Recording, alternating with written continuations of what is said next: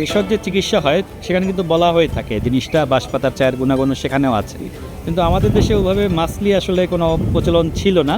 সেই জিনিসটা গতবার আমরা মেলাতে প্রথমবার মতো ইন্ট্রোডিউস করেছি এবং গত মেলাতে প্রায় আমরা 6,500 লোককে এটা দিয়ে আপ্যায়ন করেছি।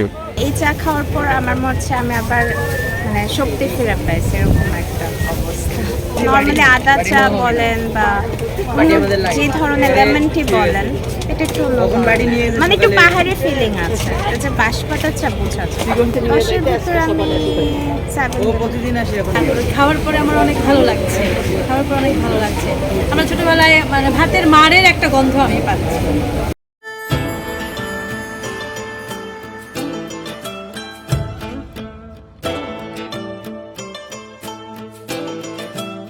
আমাদের নিঃশ্বাসের সাথে মিশে যাচ্ছে প্লাস্টিক, ইলিশ মাছের পেটে পাওয়া যাচ্ছে, ইভেন মায়ের বুকের দুধে প্লাস্টিক পাওয়া যাচ্ছে।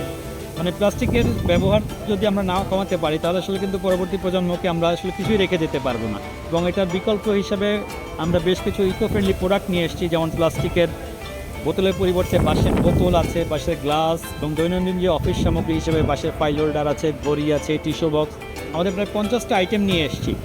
এবং মেলাতে আমরা 60 প্রজাতির বাঁশ এনেছি, তার মধ্যে এক্সক্লুসিভ বেশ কিছু বাঁশ আছে, যেমন গোয়াডুয়া বাঁশ আছে আমেরিকা অঞ্চলের, জাপানি মুসু আছে, আর এখানে একটা আছে জাপানি শিরোশিমা।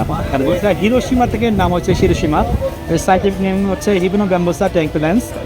এবং এই বাঁশটা একটা মজার ঘটনা আছে, হিস্ট্রি আছে। আসলে বাঁশ এত সহনশীল যে বাঁশকে পারমাণবিক বিস্ফোরণেও মারা সম্ভব নয়।